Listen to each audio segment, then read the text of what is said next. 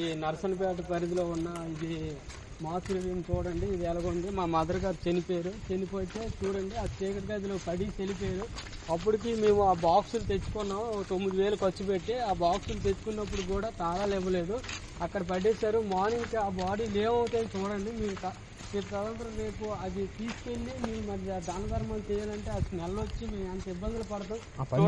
పందుకొక్కులు water చూడండి, చూడండి ఒకసారి ఇందులో పడించానండి. మా అమ్మగారిని కనీసం కరెంట్ కూడా లేదు, ఒక లైట్ సదుపాయం లేదు. చూడండి ఎలా ఉంది. ఇప్పుడు 9:30 అంత ప్రాంతం 9:30 అవుతుంది. చూడండి ఆ బాక్స్ అక్కడ ఉన్నాయి, కనీసం తాళాలు ఇచ్చి చూడండి. ఇక్కడ ఇలాంటి అన్యాయం జరిగితే చూడండి, నెక్స్ట్ ఇంకెవరికైనా సరే ఇలాంటి ఇబ్బందులు రాకూడదండి. దయించి నేను జనసేన పార్టీలో 6 years నుంచి ఉన్నానండి. నేను ఎంతగానో కష్టపడతాను. అలాంటి నాకు ఇలాంటి అన్యాయం జరిగిందండి. అందరు కొద్దిగా దయించి ఆలోచించండి. చూడండి నా తల్లి పరిస్థితి ఎలా ఉంది. ఈ పక్కన లైట్ కూడా లేదు, హాస్పిటల్ పరిధిలో మార్చరీ లేదు. నియోజకవర్గం నుంచి సీఎంలు, డిప్యూటీ సీఎంలు అయ్యారు, చాలా మంది మినిస్టర్లు అయ్యారు. వాళ్ళందరూ ఉండి కూడా ఇటువంటి పరిస్థితి రావడం, ఈ మార్చరీ ఇలా ఉండడం అనేది చాలా ఇబ్బందికరమైన పరిస్థితి. పట్టాలు మేము చేసాం కానీ చూడండి ఒకసారి ఎంతమంది చేసినా పరిస్థితి చూడండి ఎలా బయట కిటికీ ఓపెన్ చెప్పారు. ఇలా ఉండండి. అన్నా ఇలా పెట్ట 4 గంటల నుంచి ఇదే పరిస్థితి. చూడు బాడీస్ ఏమాత్రం మినిమం కరెంట్ అనుకుంటాం ఎవరైనా. ఎంత ఘోరంగా ఉంది. దీన్ని మార్చి అంటే ఎలా ఉంటుందో కూడా తెలియని పరిస్థితిలో ఉంది. ఇంత ఘోరం అనేది ఎక్కడ చూడలేదు అసలు. ఇది మార్చి అంటే పరిస్థితిలో ఉంది. మేము ఇన్ని ఏర్పాట్లు చేసుకుని అక్కడ లావేరు మండలం నుంచి వచ్చి ఇక్కడ మేము ఫ్రీజర్ బాక్స్ అరేంజ్ చేసుకున్నాం. ఫ్రీజర్ బాక్స్ అరేంజ్ చేసుకుని ఇక్కడ మేము టెంట్ వేసుకుని బయట ఉందని ప్రయత్నం చేస్తే ఎవరు హాస్పిటల్ సిబ్బంది కానీ ఎవరు కూడా స్పందించలేదు. కనీసం దయచేసి ఇటువంటి సిచ్యువేషన్ మళ్ళీ రిపీట్ అవ్వకుండా ఎవరికి అంటే అందరికీ బాధ ఎప్పుడు ఉంటుంది, ఎవరికైనా మనకి మనుషులకు ఎటువంటి ఇబ్బందికర పరిస్థితులు ఎదురైనప్పుడు సహాయం చేసే వాళ్ళు లేకుండా కనీసం ఈ సిచ్యువేషన్ ఇబ్బంది లేకుండా ఎప్పటికైనా అధికారులు స్పందించి, ప్రభుత్వాలు ఎన్ని మారినా సరే అది జరగదు. అధికారులు దీన్ని కొంచెం దీన్ని సీరియస్ తీసుకొని ఇలాంటప్పుడు ఇలాంటి ఇబ్బంది ఉన్నప్పుడు ఇక్కడ ఇలాంటి ఇబ్బంది జరిగినప్పుడు డైరెక్ట్ శ్రీకాకుళం రిమ్స్ హాస్పిటల్ కైనా షిఫ్ట్ చేయాలి.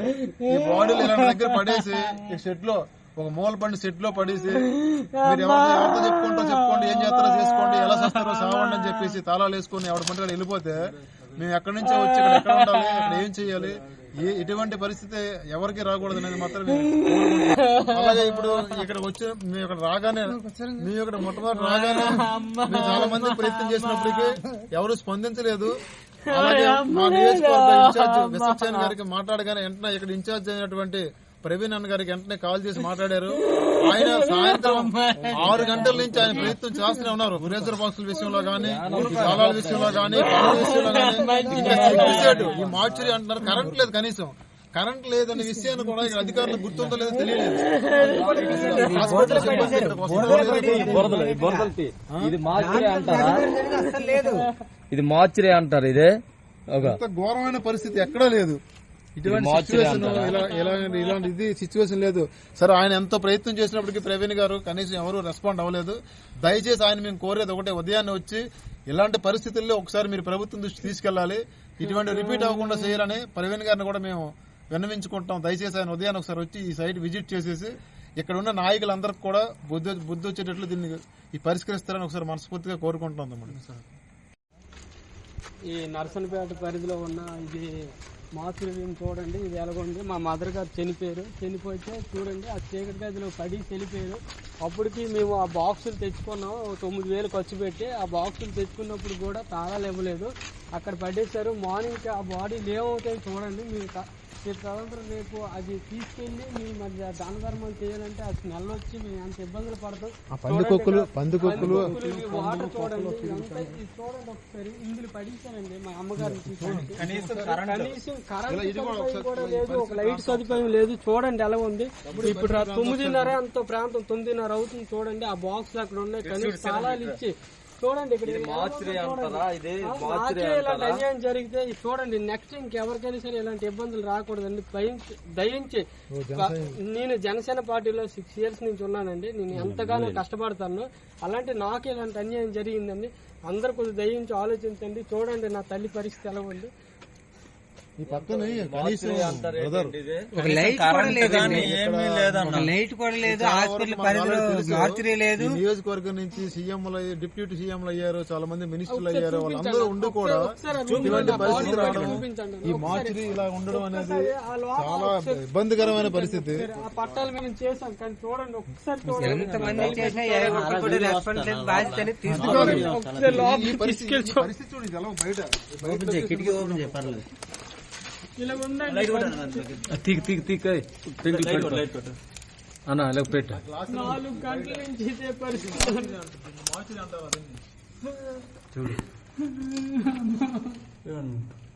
బాడీస్ ఏమాత్రం మినిమం కరెంటు లేకుండా మార్చి అనుకుంటాం ఎవరైనా. ఎంత ఘోరంగా కూడా అర్థం కావట్లేదు. ఎంత ఘోరంగా ఉంది దీన్ని మార్చి అంటే అసలు ఎలా ఉంటుందో కూడా తెలియని పరిస్థితిలో ఉంది. ఎంత ఘోరం అనేది ఎక్కడ చూడలేదు brother.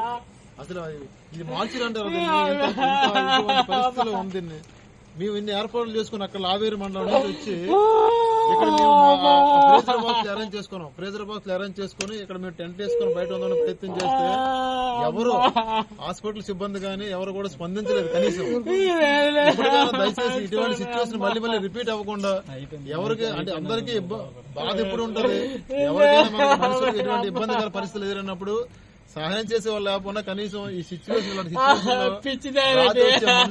లేకుండా ఎప్పటికైనా అధికారులు స్పందించి, ప్రభుత్వాలు ఎన్ని మారినా సరే అది జరగదు. అధికారులు దీన్ని కొంచెం దీన్ని సీరియస్ తీసుకొని ఇలాంటప్పుడు ఇలాంటి ఇబ్బంది ఉన్నప్పుడు ఇక్కడ ఇలాంటి ఇబ్బంది జరిగినప్పుడు డైరెక్ట్ శ్రీకాకుళం రిమ్స్ హాస్పిటల్ కైనా షిఫ్ట్ చేయాలి. ఈ బాడీలు ఇలాంటి దగ్గర పడేసి ఈ షెడ్ లో ఒక మూల పండు షెడ్ లో పడేసి